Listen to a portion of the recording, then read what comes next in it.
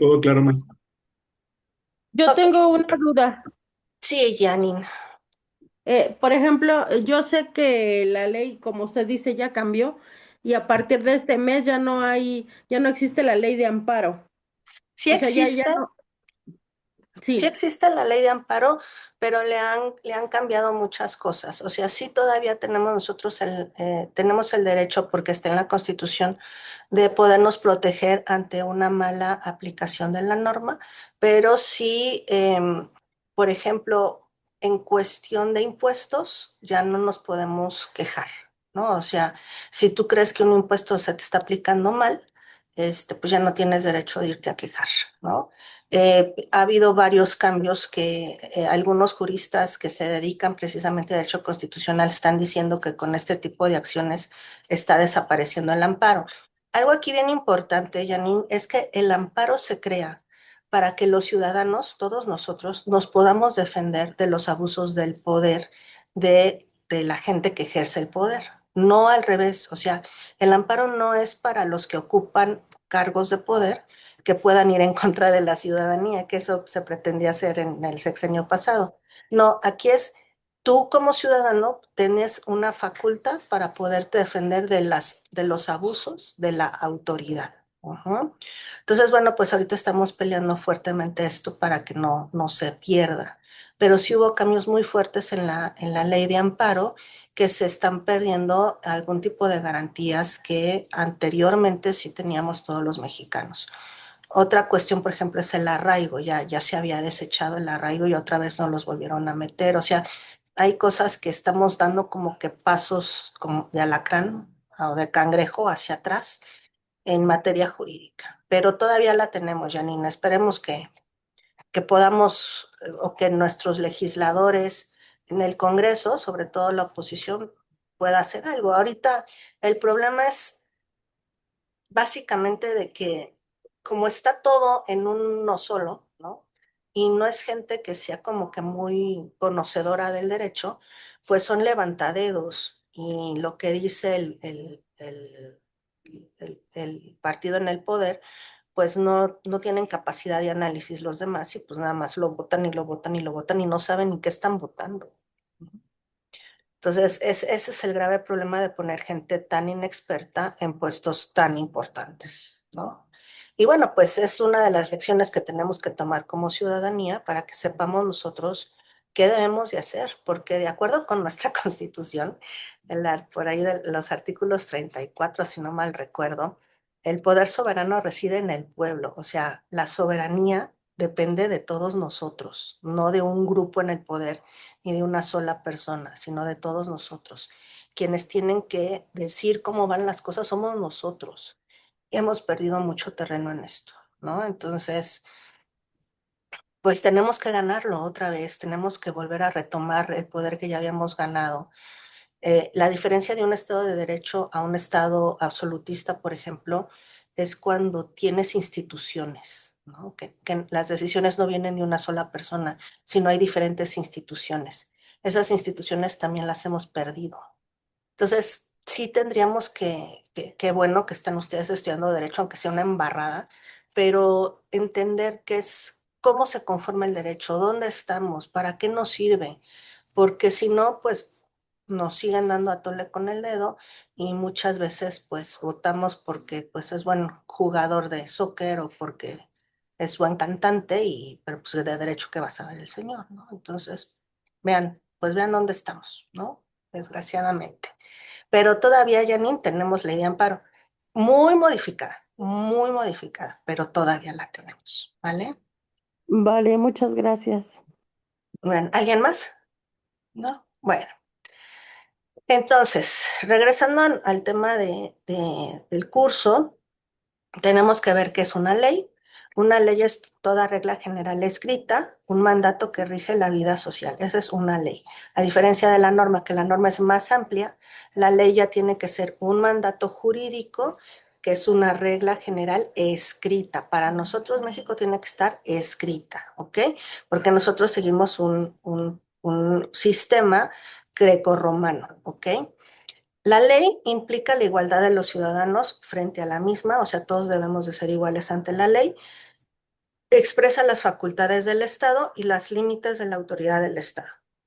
La ley no es más que la expresión, o debería de ser, la expresión de la voluntad de las mayorías, ¿no? Y esta situación que nos maneja Villoro, nosotros la tenemos expresada en la Constitución, donde les digo que la soberanía cae en el pueblo, o sea, el que realmente tiene el poder es el pueblo y el que tiene que decidir cómo se van las cosas es el pueblo, a través de los legisladores, que son nuestros primeros representantes, y de escoger nosotros a nuestros gobernantes, ¿no? Esa sería la forma en la que nosotros podemos manifestarnos, ¿vale? ¿Las leyes tienen vigencia? Sí. Lo usual es que las leyes sean de una vigencia ilimitada, o sea, que no se les ponga un límite a las leyes, que se nacen y se aplican de inmediato. Pero pueden irse modificando, reformando y se tiene que señalar en el Diario Oficial de la Federación a partir de cuándo se va a dar esta modificación o esta nueva ideación que se tenga, ¿no? Que se haya acordado en el Poder Legislativo. Ujú. La vigencia de una ley va a terminar cuando sea abrogada o derogada y luego ustedes van a ver cuando empiecen a leer leyes que luego vienen, no toda la ley, sino viene artículo derogado o artículo abrogado. O sea, solamente ese artículo fue el que se quitó, que ya no existe, ¿no? Entonces va a haber algunos artículos, no necesariamente tiene que ser toda la ley, sino que se pueden quitar, abrogar, derogar, cambiar, etcétera, ¿no? O sea, y entonces va cambiando esto. Por eso, cuando ustedes vayan a revisar una ley, mi sugerencia es que revisen el portal de la Cámara de Diputados a nivel federal y a nivel local de cada una de sus representantes. ¿Por qué? Porque ahí deben de venir las leyes más actualizadas. Si ustedes le ponen en Google Constitución Política de los Estados Unidos Mexicanos, les va a salir, todas, ¿no? Pero si ustedes se van al Congreso de la Unión, principalmente en la Cámara de Diputados, y le ponen Constitución Política, ellos tienen la obligación de estar publicando las leyes más actualizadas, porque ellos son los que las cambian. Entonces, ahí te salen las últimas reformas. Cualquier ley que ustedes quieran revisar, yo les sugiero que vayan a la Cámara de Diputados federal o local y revisen la ley correspondiente. Ahí tenemos la ley actualizada. ¿Por qué? Porque pues también en México somos muy dados a andar cambiando las leyes a diestra y siniestra, ¿no? Yo no sé por qué tanto cambio, pero pues estamos cambio. Por eso los abogados no nos aprendemos las leyes de memoria, eso sería imposible, porque pues al ratito ya te la cambiaron y ya te la cambiaron. Más bien sabemos por dónde, qué tenemos que ubicar, qué tenemos que leer, y así es como nos manejamos. Aprendernos las va a ser dificilísimo, ¿no? Si cada 6 meses nos las están cambiando. Bueno. Entonces, también es sugerencia, ustedes no se aprendan una ley, ustedes lo que tienen que saber es dónde se ubican, dónde están ciertos artículos, dónde están ciertas cosas, qué es lo que a mí me aplica, y entonces, bueno, pues ahí voy y lo reviso, ¿vale? Tenemos diferentes tipos de leyes en México. Tenemos las leyes federales, las leyes generales y las estatales. Las leyes federales, que es la mayor parte de las leyes, todas, tanto las federales como las generales, salen de la Constitución. Las federales son aquellas que son una ley en la cual sale la ley, pero los estados pueden decir, por ejemplo, yo esta ley sí la voy a respetar en esto, pero esto todavía no puedo porque tengo ciertas cuestiones que mi población no la va a aplicar ahorita, ¿no? O sea, las leyes federales, las estatales, las pueden ir modificando, ¿sí? Este es como el orden, el marco donde nos vamos a enfocar todos. ¿Cuál es la diferencia entre una ley federal y una ley general? Estas dos salen del Congreso de la Unión. Esta ley general no la podemos modificar ni poner en suspenso nada. O sea, cualquier estado, desde Baja California hasta Yucatán, cuando salen estas leyes, todas la tenemos que aplicar de la misma manera. Oye, pero es que, por ejemplo, la ley de salud es general, no es federal, es general. ¿Qué quiere decir esto? Que en toda la República se tiene que aplicar de la misma forma. La Ley General de Salud dice que en todos los estados debe de haber centros de atención para la salud. Oye, pero es que yo tengo un estado que tengo montaña y tengo mar y ¿cómo le hago? No sé, pero tú tienes que aplicar. Si fuera federal, podríamos decir, ah, bueno, sí la voy a ir aplicando, pero poco a poquito, ¿no? Aquí no. Por ejemplo, otro ejemplo, Ley General de Salud. A todos se tiene que, todos los niños menores de 5 años deben de tener completa la cartilla de vacunación general. Oye, pero es que yo estoy en la Sierra Madre Occidental y de aquí a que vamos a vacunarlos, a mí me importa, tú los tendrías que vacunar a todos por iguales. O sea, aquí no puedo hacer ningún cambio, ninguna modificación, nada. En estas puedo darme como que mis tiempecitos. No es que las modifique, sino puedo irla aplicando conforme se me vaya presentando la situación. Acá no. Ujú. Entonces, la ley que nos rige a nosotros en el sector salud es general, es para todos, ¿vale? Y las estatales son leyes que van a sacar los congresos de los estados. Ujú. Entonces, estas son muy específicas para cada situación. Por ejemplo, tenemos el Código Penal para la Ciudad de México. Es estatal. Código Penal para la Ciudad de México. ¿Qué quiere decir esto? Que los delitos que vienen en esa ley solamente van a ser sancionados en la Ciudad de México, no en otro estado. Tenemos el Código Penal de Puebla, de Querétaro, de Sonora, de Sinaloa. Cada estado tiene su código penal. Por ejemplo, hasta antes del año pasado, eh, el delito de aborto en México, en la Ciudad de México, se derogó hace 10 años, se quitó, o sea, ya no hay delito de aborto en la Ciudad de México, pero en otros estados sí podía haberlo sin mayor problema. Había en Guanajuato, en San Luis Potosí, todavía existía el delito de aborto y ahí está, ¿no? Entonces, yo tengo que fijarme muy bien en las normas estatales para ver qué es lo que a mí me rige en esa situación. Les digo que hasta hace poco, porque ya salió un decreto de la Suprema Corte de Justicia de la Federación, que ya el delito de aborto debería de ser derogado de todos los códigos penales, ¿no? Pero eso acaba de suceder.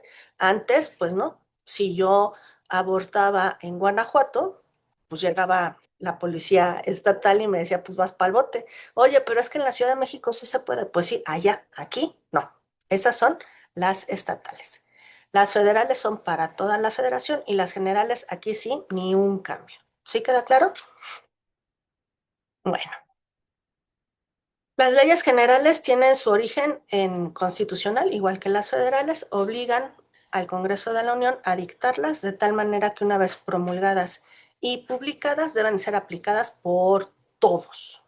Leyes federales, locales, municipales, por todos. Aquí no puede haber ningún cambio, ¿vale? Ahora, acuérdense de la pirámide que vimos, ¿no? Se llama pirámide kelseniana. Está la Constitución, luego las leyes federales y luego vienen los reglamentos.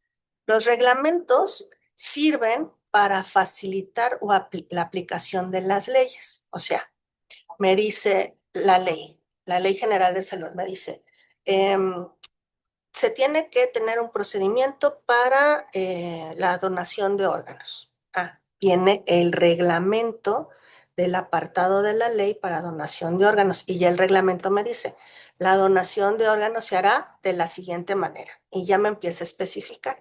O sea, vamos de lo general a lo particular. La Constitución me dice darles a salud a todos. La ley me dice, vamos a ver lo de las eh, poder dar órganos, ¿no? Y ya el reglamento me dice cómo lo voy yo a hacer, ¿vale? Esa es la diferencia entre unos y otros. Y abajo del reglamento, que aquí ya no se los puse, vienen las normas oficiales mexicanas. Las normas oficiales mexicanas es ya el know-how, o sea, vas a hacer esto y esto y esto y esto para que tú puedas tener el resultado, ¿vale? Todo eso lo ocupamos en materia de salud. ¿Cuáles son las fuentes del derecho? La fuente es de donde surge o de donde emana el derecho. Ujú. En este sentido, pues quiere decir de dónde nosotros vamos a tener el derecho. Claro que la principal fuente, pues es las fuentes, eh, la ley, ¿no? Es nuestra principal fuente de derecho, de donde nos dice de qué es cómo surge o cómo nace el derecho. Ustedes van a ver un apartado en su unidad que viene pues las diferentes tipos de fuentes que las dividimos en históricas, en reales y en formales. Y se les pide pues que nos den un ejemplo de cada una de ellas, ¿no? Para que ustedes vayan viendo cuál es la diferencia entre fuentes. No ando mucho porque no es difícil el tema, pero es de dónde surge, de dónde emana el derecho, ¿vale? ¿Cómo se crean las leyes en México? En México se crean las leyes de acuerdo a nuestros artículos 71 y 72 constitucional. Yo les decía, debe de haber una iniciativa. ¿Quién puede presentar una iniciativa? El presidente, los legisladores, los gobernadores o cualquier ciudadano cubriendo ciertos requisitos que señala la misma ley. Ya tengo la iniciativa. Presentas la iniciativa. Ok. Luego, esta iniciativa pasa a una discusión. La discusión en donde se da en las cámaras de diputados y de senadores.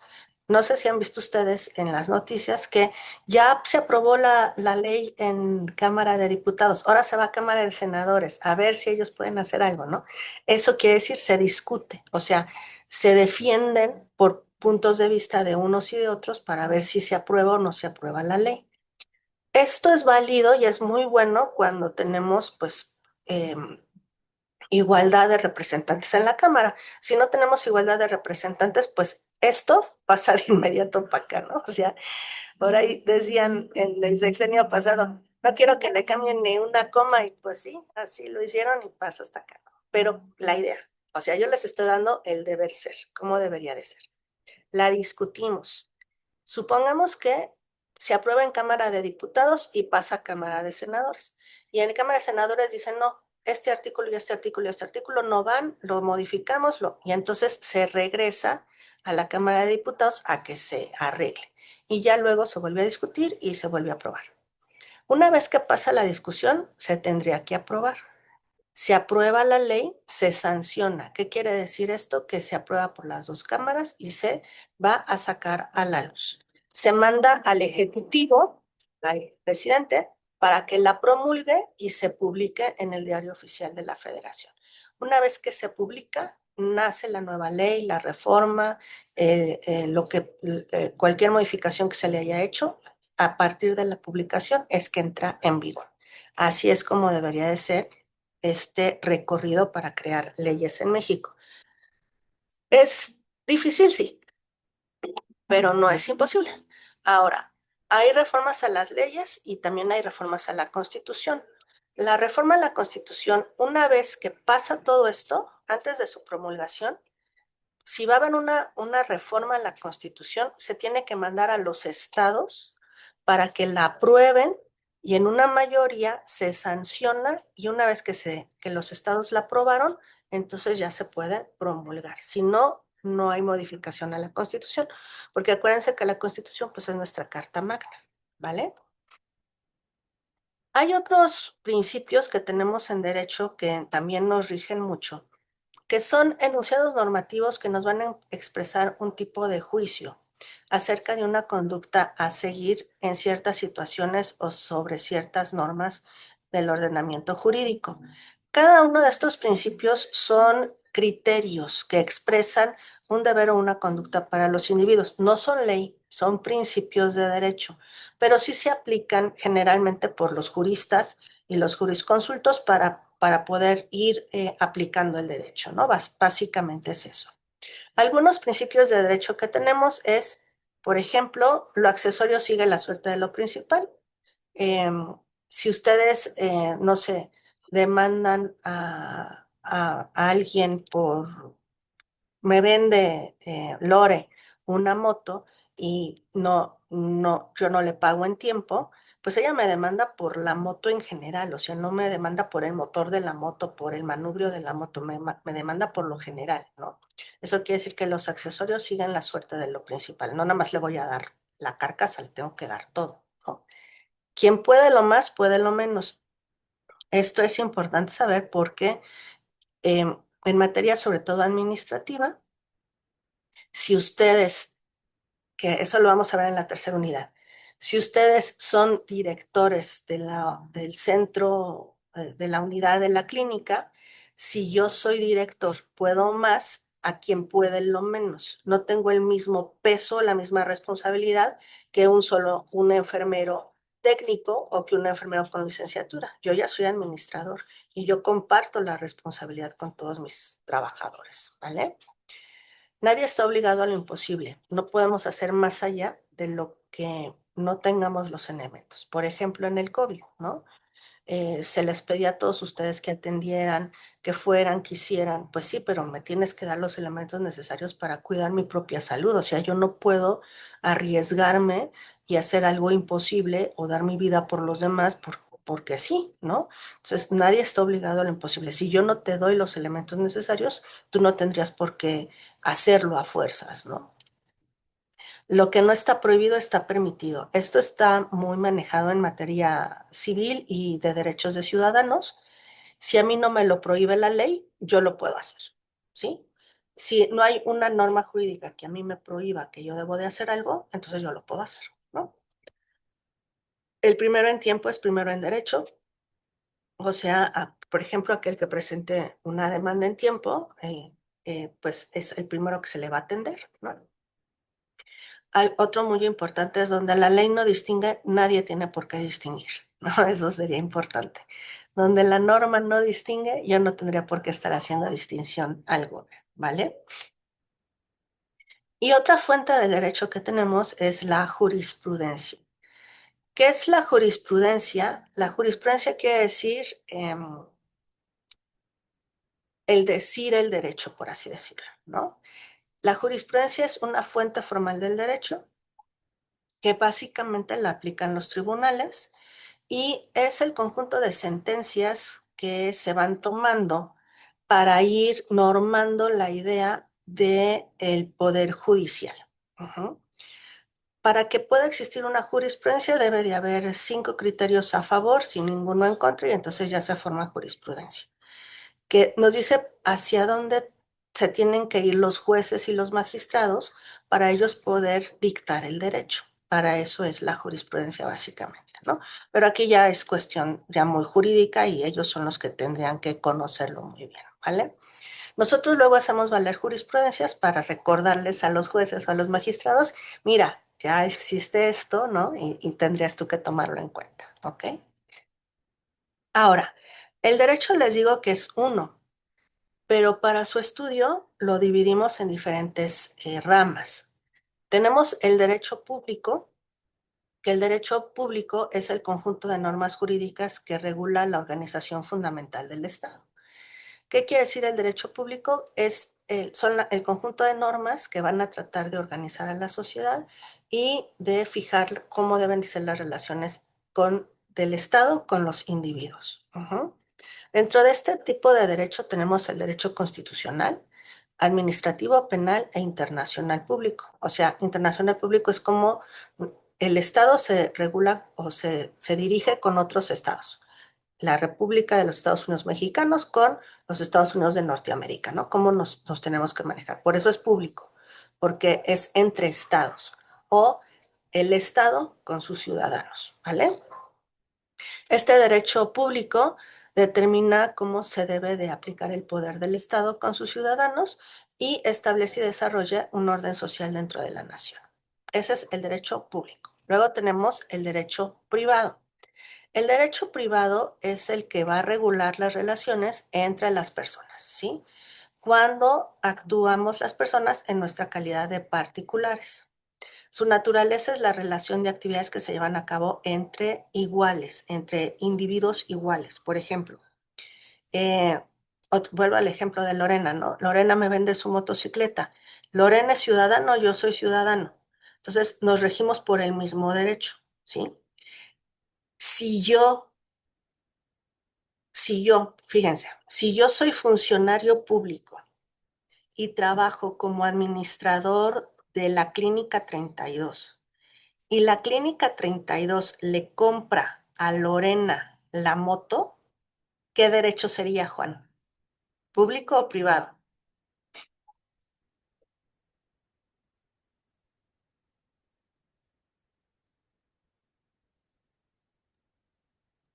Yo ¿Sería público? administrador, perdón, ¿Sería público? Público, muy bien, Ujú. porque estoy actuando como administrador y representante del Estado. Entonces, todas las relaciones del Estado con los ciudadanos es público, ¿sí? Todas las relaciones entre ciudadanos es privado.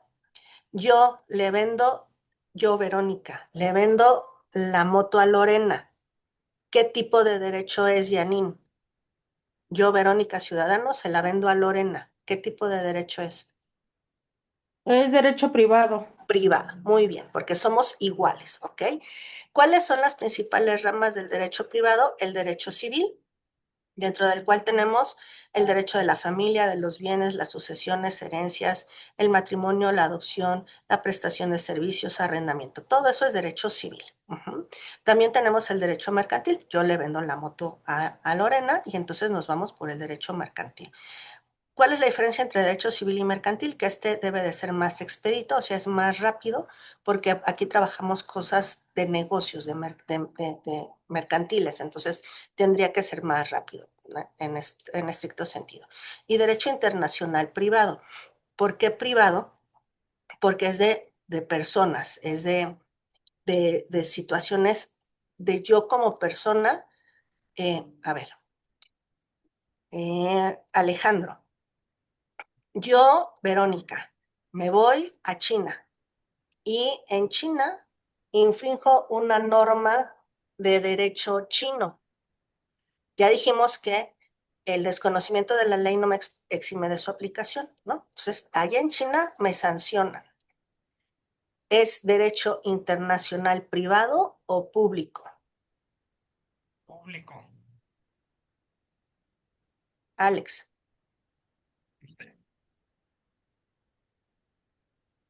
Si me escucha, ¿cuál es? es derecho internacional, público. No, corazón, privado, porque soy Ah, yo, privado. Verónica, Verónica, el individuo, ¿sí? Ajá. Acuérdate que el privado va a regular a las personas en su calidad de particulares. Entonces es derecho internacional privado. Si Ok. yo, ¿sí? Entonces, si yo, Verónica, cometo un delito en China, me van a sancionar a mí y se me va a regular por el derecho internacional privado. Ahí tendríamos que ver si tengo yo, si México tiene algún acuerdo con China, etcétera, para que a mí me puedan sancionar, pero me sancionan allá, ¿vale? Sí, Otro gracias. ejemplo. No, gracias a ti. Otro ejemplo. México no está cumpliendo los acuerdos del TEMEC, ¿sí? Con Estados Unidos y con Canadá. México. ¿Qué tipo de derecho es, Juan?